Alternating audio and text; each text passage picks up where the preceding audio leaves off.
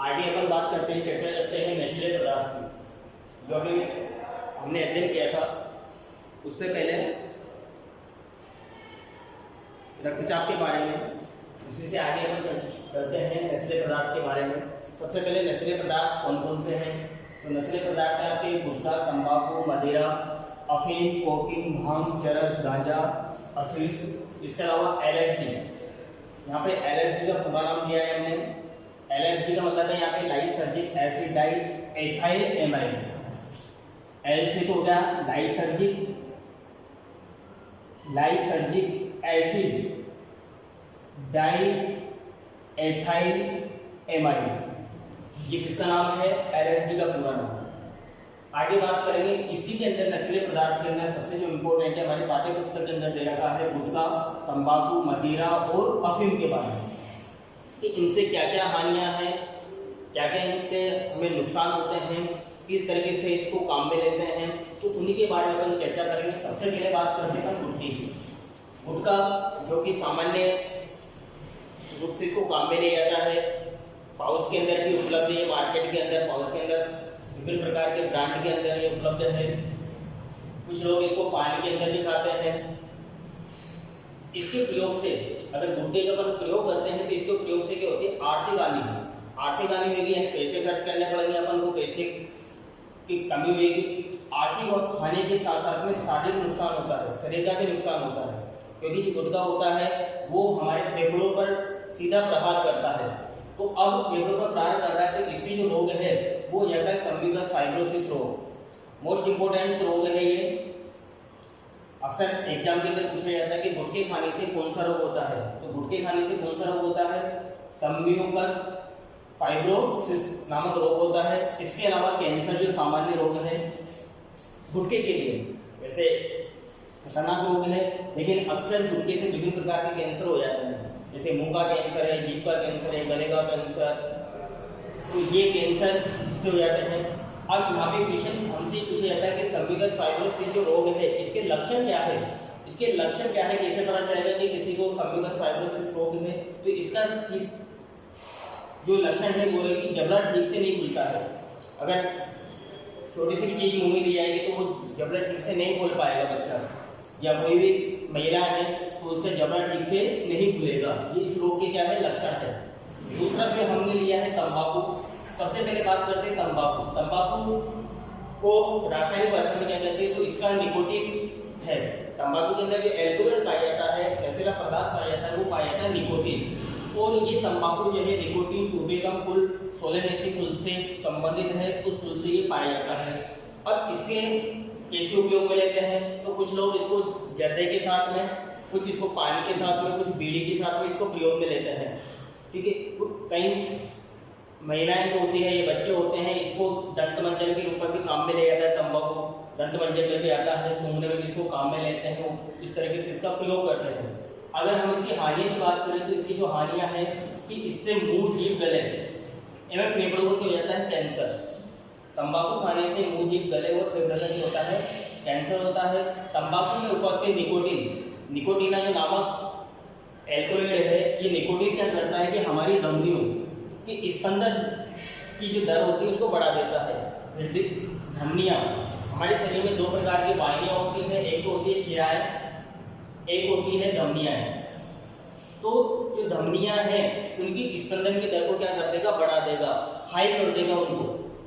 उसके अलावा गर्भवती महिलाओं द्वारा इसके सेवन से भ्रूण विकास की जो गति होती है वो धीमी पड़ जाती है। अगर गर्भवती महिलाएं तंबाकू का प्रयोग कर रही है तो उसके प्रयोग से जो भ्रूण विकास है, जो भ्रूण गर्भ में पल रहा है, तो उसके विकास की गति क्या हो जाएगी? धीमी हो जाएगी। और यहाँ से क्वेश्चन हमसे बोर्ड के अंदर पूछ भी चुका है कि गर्भवती महिलाओं द्वारा सेवन करने से, तंबाकू का सेवन करने से क्या हानि होती है? तो क्या हानि होगी? भ्रूण विकास की गति धीमी पड़ जाएगी। बोर्ड के अंदर ये आ भी चुका है।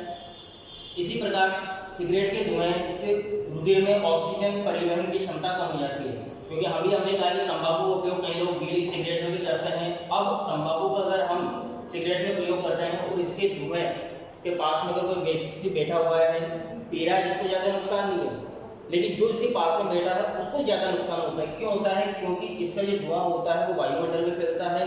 जैसे ही अब उस दूषित वायु को अगर कोई भी व्यक्ति ग्रहण करता है तो उसके ग्रहण करने से वो ऑक्सीजन के अंदर जाएगी और ऑक्सीजन की परिवहन क्षमता को क्या कर देगी, कम कर देगी। ठीक है, तो इस तरीके से हमने तंबाकू के बारे में अध्ययन किया।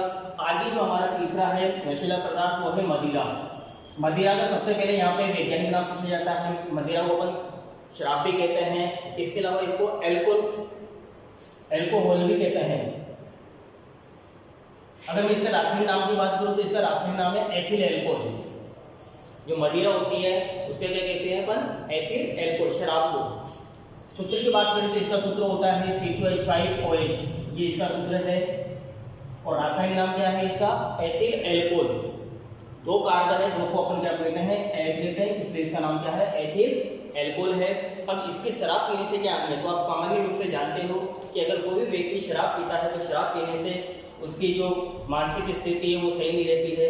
ठीक है, शरीर का सामान्य जैसे नियंत्रण है वो कमजोर हो जाता है। लेकिन अपन को मोस्ट इंपोर्टेंट पार्ट देखना है, तो सबसे पहले हानि क्या है, अगर कोई भी व्यक्ति सबसे ज्यादा शराब पीता है, अधिक मात्रा में शराब का सेवन करता है, तो शराब के सेवन करने से उसमें उपस्थित जो एल्कोहल है वो एल्कोहल क्या करता है, अगर जो हमारा लीवर होता है उस लीवर के एसिड एल्डिहाइड में बदल देता है।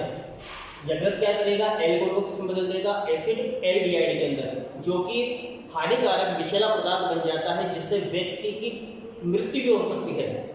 उसी प्रकार दूसरा अगर हम देखें तो शरीर का सामंजस्य नियंत्रण क्या होता है, कमजोर होता है। शराब पीने से वो सही से कार्य नहीं कर पा सकता, उसकी कार्य करने की क्षमता होती है वो कम होती है।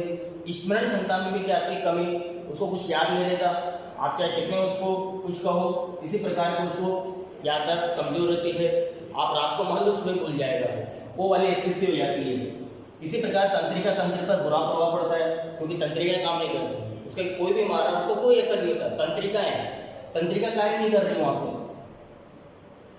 शराब हुए व्यक्ति को आप कितने ही कुछ भी कहो उसको कोई असर नहीं होने वाला। क्यों, क्योंकि उसकी तंत्रिकाएं कार्य नहीं करती।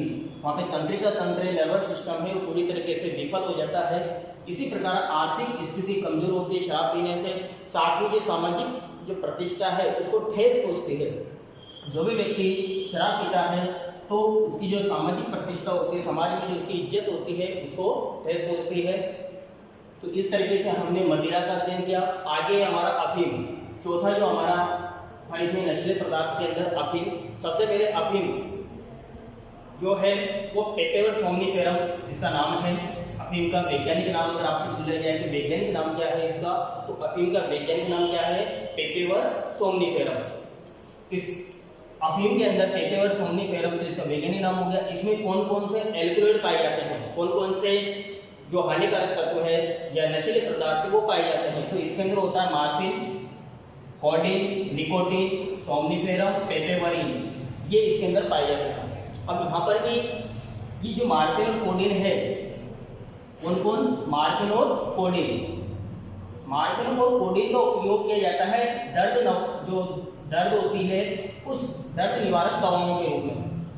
क्वेश्चन पूछ भी चुका है बोर्ड के अंदर कि किसका प्रयोग दर्द निवारक दवाओं के रूप में किया जाता है, तो किसका प्रयोग कर रहे हैं अपन, मार्फिन और कोडीन का। दर्द निवारक, अगर किसी को दर्द हो रहा है तो उसके लिए क्या दी जाती है, इसको मार्फिन या कोडीन दी जाती है। तो यहाँ पे अपन को ध्यान रखना है कि अफीम के अंदर कौन कौन से एल्कलॉइड पाए जाते हैं, कौन कौन से नशीले पदार्थ पाए जाते हैं, तो मार्फिन, कोडीन, निकोटीन, सोमनीफेरम, पेपेवरिन। इसमें भी जो मोस्ट इंपॉर्टेंट है हमारे मार्फिन और कोडीन का है, दर्द निवारक दवाओं के रूप में। अब अफीम के प्रयोग से क्या होता है, तो अफीम के प्रयोग से हमारी जो प्रतिरोधक क्षमता होती है वो कमजोर हो जाती है। अफीम के प्रयोग से क्या होता है, हमारी प्रतिरोधक क्षमता क्या हो जाती है, कमजोर हो जाती है। कार्य करने की क्षमता कमजोर हो जाती है। एक तो शरीर की जो प्रतिरोधक क्षमता है वो कम हो जाएगी, यानी अगर उसको कोई रोग है तो तुरंत वो रोगी हो जाएगा और ज़्यादा रोग बढ़ जाएगा। इसी प्रकार कार्य करने की क्षमता भी होती है, कमजोर होती है। अब यहाँ पे क्वेश्चन ये भी पूछा जाता है कि अफीम का प्रयोग कैसे करते हैं, तो बहुत से लोग इसको उत्सव रहते हैं, कुछ समय इसका प्रयोग करते हैं। माताएं, ग्रामीण क्षेत्रों के अंदर जो माताएं होती है अपने बच्चों को सुलाने के लिए उसको अफीम देती है। इसी प्रकार कुछ इलाकों के अंदर अफीम के जो टोड़े हैं वो लेने की परंपरा चली आ रही है। तो इस तरीके से अफीम का क्या करते हैं, ये प्रयोग करते हैं। इसी में एक क्वेश्चन और आता है हमारा कि व्यसन क्या है, तो व्यसन कहते हैं अपन के नशीले पदार्थों का शारीरिक एवं मानसिक निर्भरता। अगर कोई भी व्यक्ति जो नशीले पदार्थ है उस पर शारीरिक रूप से या मानसिक रूप से क्या है निर्भर है, तो वही क्या कहलाएगा, उसका व्यसन, या अपन इसको क्या कह सकते हैं, उसकी आदत। तो इस तरीके से हमने आज नशीले पदार्थ के बारे में अध्ययन किया। आगे जो हमारी क्लास होगी उसके अंदर हम जो हमारे मिलावटी पदार्थ है, खाद्य पदार्थ है, उनके बारे में चर्चा करेंगे और वो हमारी लास्ट क्लास होगी इस लेसन की। तो इस तरीके से हमने अध्ययन किया, होगा आपको समझ में आया होगा। एक बार वापस इसको देखना तो आपको और अच्छे तरीके से इसमें समझ में आएगा। जो क्वेश्चन बनते थे और बने हैं बोर्ड के अंदर आ चुके हैं, उनके बारे में मैंने आपको बताया। जैसे मार्किंग कोडिंग के बारे में आ चुका है यहाँ पे घर, और यहाँ से तंबाकू के बारे में आ चुका है, तंबाकू का नाम आ चुका है। इसी प्रकार अफीम का जो वैज्ञानिक नाम है वो पूछा जा चुका है। तो इस तरीके से हमारे छोटे छोटे क्वेश्चन है वो भी बन चुके हैं। तो होप आप इसको एंजॉय करेंगे, अच्छी तरीके से देखेंगे, एक बार और समझने की कोशिश करेंगे। Thank you.